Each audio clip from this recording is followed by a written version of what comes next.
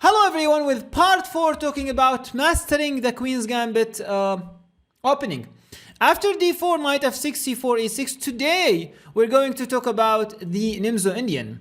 Reminder, in the previous 3 videos we talked about d4, d5, c4, e6.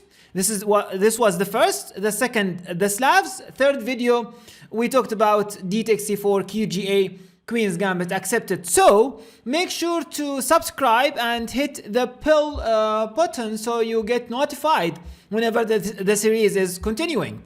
So today it was a challenge for me what to recommend after d4, knight f6, c4, e6, knight c3, and bishop b4, what's so called the Nimzo-Indian.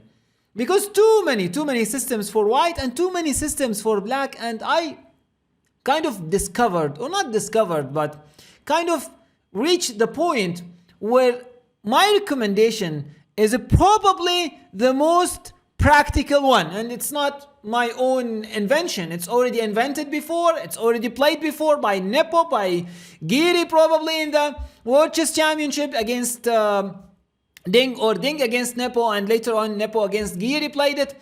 So after bishop b4, I recommend this move e3, because too many here for white. I mean, there's queen c2, and there's like knight f3, there's g3 stuff, and there's a3 stuff, f3 stuff, too many stuff. But I decided to go for the most solid and probably most ambitious one, e3. After e3, the common move that black has to play is short castling. Whatever he plays, he will castle short. Now reminder before I dig deeper.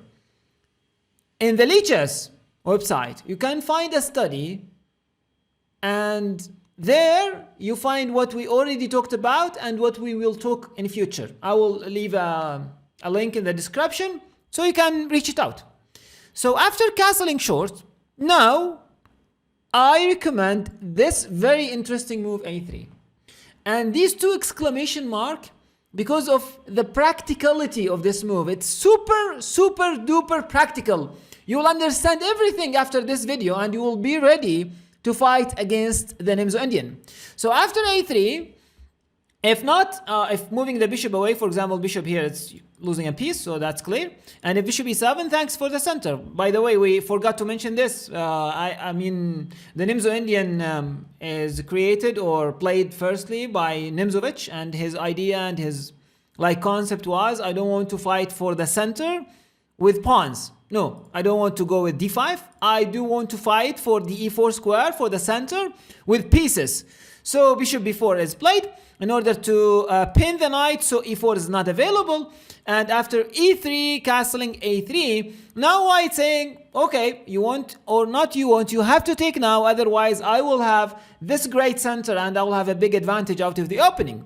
That's why after a3, bishop takes c3 is the only move, and b takes c3 is the only move. And now, the only move for black, it's not computer-wise, but it's in a practical chess-wise, is c5.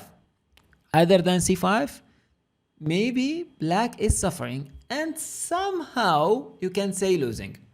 Let's navigate. First of all, this is a very bad move. Why this is a very bad move? I mean, in terms of strategy, because one of the ideas of bishop b4 and bishop takes c3 is to double the pawns, because you are giving the bishop pair. Now white has the bishop pair, and the compensation for, or the argument for black, when we ask him or her, why did you give white the bishop pair? Then he said, okay, I created the double pawns. But when you go d5, then you simply give me the chance to get rid of that double pawns whenever I would like to. So here, instead of c takes d5 followed by c4, first I decided, no, let's go knight e2, knight g3 first, and then c takes d5 followed by c4, and white is doing more than great. So d5 is not a good move. The two remainder move is either b6 or d6. Let's start talking about d6. Now if d6, here's our idea. d6 is kind of slow move, that's why c5 is the best one, it's kind of faster. And now white gets the chance to go for f3 and e4 right away. And this is actually the inspiration that led me to this explanation. And this is actually a game between 𝒁𝒑 and 𝒁𝒂, but 𝒁𝒂 was white. And after f3, knight c6, the idea was f3. And simply, you cannot, if I ask you this game between whom, it might be from the 20th century or something.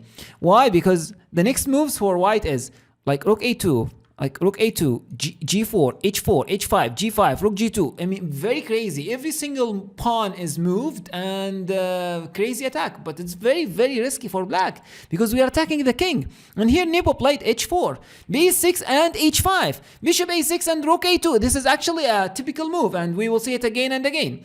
And here we should mention that black's main idea to fight against these double pawns is to play this knight c6, b6, bishop a6 and knight a5. And this is actually what the great theoretician 𝒁𝒑 played, knight a5 in this position. But one of the ideas for white to fight this is to sacrifice the pawn. I don't want to protect it even, like g4. If you want to take it, take it. 𝒁𝒑 doesn't want to say to waste time and play the queen c6, now rook g2. With attack. See, computer-wise, computer will grab the pawn, will hold on that pawn, and probably will win this. But when you imagine yourself black here in this position, like after bishop c4, for example, bishop c4, queen c4, knight e2 played by 𝒁𝒂, and then g5, and then g6. If you flip the board like this way, and imagine yourself being black here. These two rooks are looking at your king with the bishop, and the queen is easily can come to the game with the knight as well. It's very, very super risky. And if black is fine in this position, there is a requirements for that is to be very super accurate. Any inaccuracy by black, probably it's game over. So after g6, actually, 𝒁𝒂 won the game and won the game with the very nice sacrifices like rook g1, and you can go deep in that game analyzing like rook g8. See, a very nice game, full of sacrifices, full of ideas. Queen c1, rook takes g5, rook g3, rook g1. Again, another check, another attack, like attacking here, attacking there, attacking everywhere, and very soon, white simply won that game in a very nice way. Queen f6 check, knight f4, and in this position, 𝒁𝒑 resigned.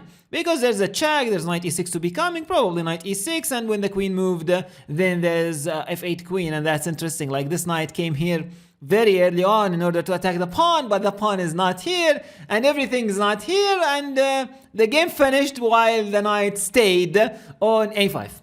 So again, if d6, we simply go f3, e4, with the ideas of rook a2, g4, h4, h5, g5, rook g2, and attack. Clear? And we don't waste a time actually with the bishop, because in many cases, why this system is super interesting, because in many cases, white wastes the time with this idea, for example, bishop d3. But why to play bishop d3? Because later on, after bishop takes c4, you will go bishop takes c4. So why to lose a tempo, very important one, moving the bishop? No need. That's why d6 is not actually the best move in this position. So we talked here about c5 as practically the only move. So how about b6 in this position? After b6 now, it's again a slow move. We go bishop d3. And after bishop b3 or bishop d3, there's this idea of bishop b7. It has to be played. But wait a second. You mentioned that the main idea for black is knight c6, knight a5, bishop a6. So how about bishop a6 right away? Again, a slow move. Now white will go e4. And after e4, white has a very annoying threat. The very annoying threat here is bishop g5. That pen is very dangerous.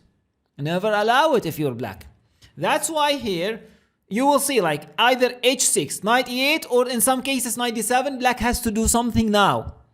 And that's what again makes this system very practical for white.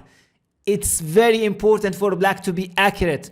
Knight e8, for example, and after knight e8, what's the plan for black? Knight c6, knight a5, right? We go simply e5, improving the bishop. Wait a second, after e5, I can attack you. I can protect, no worries, f4. You go knight c6, and now in this position, I go knight f3. Supporting again, and if you are greedy enough, and you go knight a5, guess what? White here is winning. I'll give you 5 seconds to pause the video and figure out why. Very typical, very thematic, very common. Bishop takes h7. Greek gift. After bishop takes h7, king h7, knight g5, and the queen h5 is coming. And this is actually completely winning for white again. Oy, oy, oy. That's why the idea of bishop a6 is very slow. So again, let's go back and let's make it clearer. If you go d6, I go f3, e4, rook a2, g4, h4, etc., etc. Very great idea, very great position. Now we talked about that. Good. b6, we go what? We go bishop d3.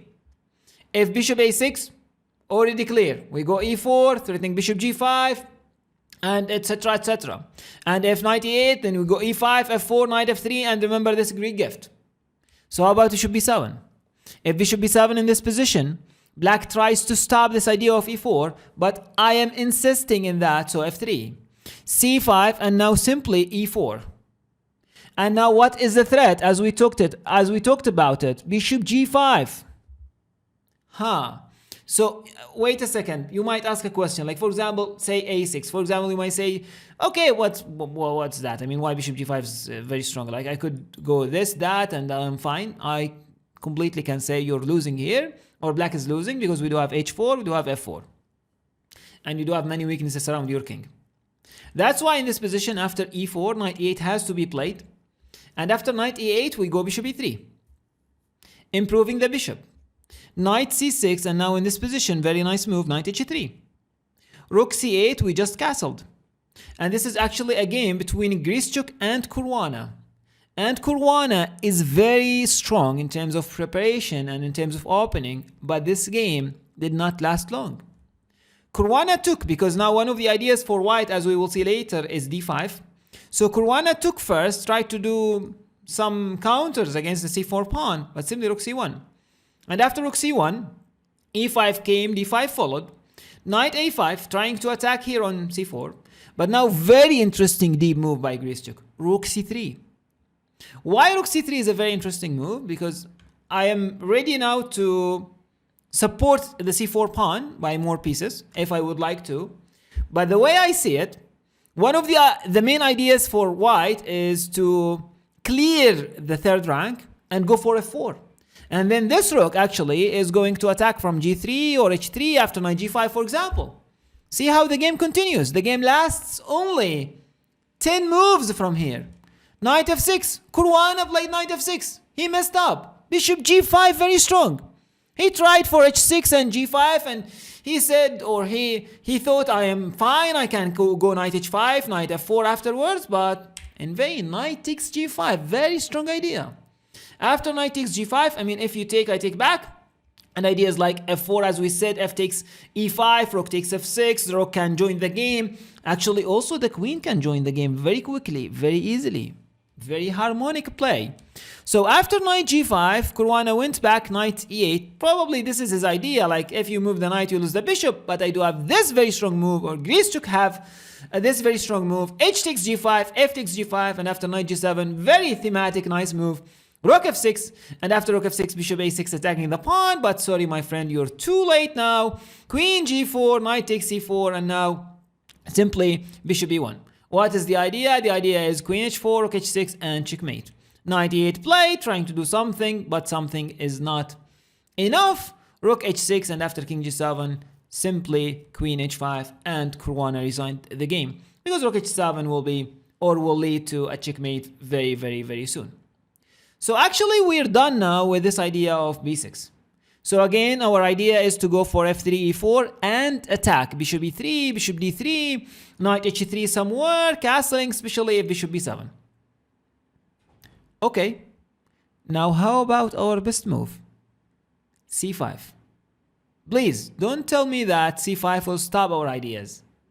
Actually, yes and no. Yes, if you went for f3, I tried to make f3 work, but no, it's a bad move.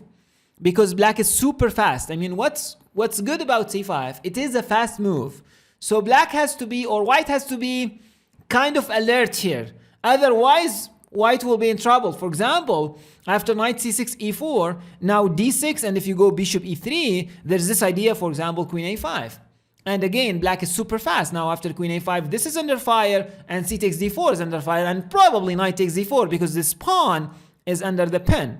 Maybe here king f2 is an idea, but again, queen takes c3. So let's go back. Now, I recommend this idea, and it's not actually my move. It's Caruana's move, is knight e2. What is the point of knight e2? The point of knight e2, I wanted to go knight g3 followed by e4. Now knight c6 is played, knight g3, and now black has two main ideas. Either he or she goes for d6 e5, or b6 bishop a6 knight a5. Again, two ideas, d6 e5 or b6 bishop a6. So here in this position, the main move is b6, but I asked what if d6 e5, and who answered me was, I do believe he's an Armenian grandmaster, Aram Hakobian, and he played this exact position too many times, and he played this a3 too many times, and now, very nice idea. It's actually not new for us. If I give you, for example, if I asked you to give me 5 options, probably it will be one of them. Probably, I'm not sure. Rook a2. Very interesting. It's kind of waiting, and in the meantime, kind of improving, preparing the attack.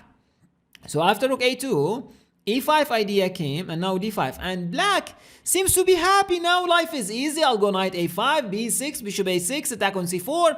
The knight cannot protect actually, because normally knight f3, knight d2 to support the pawn, but that's not there.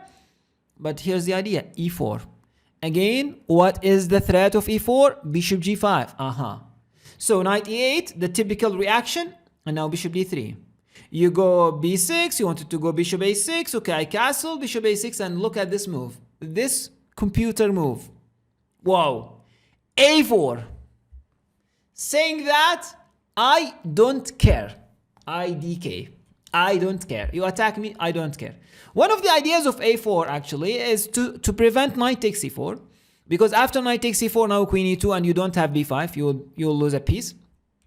So wait a second, don't I have like bishop takes? Yes, you do have bishop takes, but again, bishop takes, knight takes, and now queen d3, attacking the knight. Again, there's no b5, you go back knight a5, and now c4, there's no b5, there is no even c4. This is your extra pawn, but it cannot be playing, it cannot taking apart. And now, the very strong idea, and we are well prepared for that, because black was busy grabbing a pawn, very greedy style, f4. Thanks to our rook a2 move, now we do have rook a to f2, attacking with the f file. Whenever you take, I take back. My knight can join the attack via f5 or h5. This is actually not this is a disaster for black. Imagine yourself being black here, you don't have a good piece. Every single piece is bad for black. Nothing can be done. It's actually a hopeless case. That's why, after knight e2, knight c6, knight g3, the idea of d6, e5 is not effective, and black needs to be very, very fast to go for bishop a6. Now again, the usual move, e4, threatening what? Bishop g5. Wait a second, I'm threatening bishop g5, but my opponent is not responding. But if he responded, we know what to do. Again, like we do have d5 ideas, we do have bishop d3 ideas. So now in this position, if knight e8, we go d5, attacking the knight. Knight a5, we go bishop d3. You go bishop a6, attacking. We do have this idea now, queen e2. Wait a second, queen e2, don't we have knight here? Attacking 3 times. And this is actually one of the main ideas for black. Yes, but I do have e5. Very strong. And if you take here, computer says knight h5, white is winning. And here I really advise you, recommend you to check out the study on chess, especially if you reach this time, this minute of the video. Now after knight h5, the sacrifices will be coming. Probably, the way I see it, knight g7, maybe it's just winning. Knight takes, check, queen here, and nothing can be done. Maybe queen g4 even. Like, what can you do? Like, like this bishop cannot be moving because the knight will be lost. This knight cannot move. This knight will be lost. This knight cannot move. The bishop will be lost. And my bishop is doing the attack and doing the pen. My queen is ready to the attack and doing the pen. Like, it's something very, very, very interesting. So that's why here black decided, okay, I'm not afraid of bishop g5 in this position because this knight here is misplaced. Kind of. And after bishop g5, I can go h6. And you do have troubles because if bishop here, then maybe g5. And you don't have any sacrifices, you have nothing. Yeah, right. But here first, we go d5. You go knight a5. And we go with our idea, bishop g5. And now there's no time to grab the pawn because we have a dangerous threat. We are threatening e5. So h6. And now, our last great idea of today's session. Try to find it out. Wow, what a move. h4. Ooh, what a move. And now after h4, actually, psychologically, black is losing. Psychologically, black is losing. Why? Because he thought h6 is the key to get rid of the pen, but now you cannot. Now e5 is coming, probably queen f3 is coming, maybe knight h5. The point of h4, if you take, I take back, and now if this knight moved, for example, knight back, then queen h5 is just winning. Threatening mate, ff6, the usual suspect, g6, and then queen h7 checkmate. So after h6, after takes, you have to. Now, for example, g6 trying to stop queen h5, who cares? f4. And I'm coming with e5. Ah, but now wait a second, you don't have queen h5. I can go back with my knight. Yes, but I do have queen g4. And I'm coming with my queen. And only computer can hold maybe +1 for white or something. This is actually for me, this is a losing position for black. Black has already lost the game. Nothing to be done. Like queen h4 is very strong. Don't have a clear defense, and my attack is coming. And actually, I do believe I have time to move the king, the bishop, and bring the other rook to the game. You don't have counters. You are counterless. You don't have counter as black. So I kind of feel you, especially if you reached this this time in the video. It's kind of new approach probably for you. But believe me, it's very practical. It's very difficult for black. Black has to be super accurate because the clear plan, what's interesting about the system, the clear plans or the universal plans is not working. And attacking the pawn is not easy to be found. Actually, when I see this idea or while preparing for this video, I am kind of afraid what to do against it because it's super practical, and if you're not really ready, you will have lots of troubles. Now go try this out and let us know in the comments, like, what's the results. Maybe you can share some games with us in the comments section. Thank you again for watching, and see you in the upcoming videos where I still have some Indian defense to attack or to navigate. King's Indian, Grunfeld, etc. Binoni. See you soon. Have a nice one. You can check out the previous Master the Queen's Gambit. Have a nice one.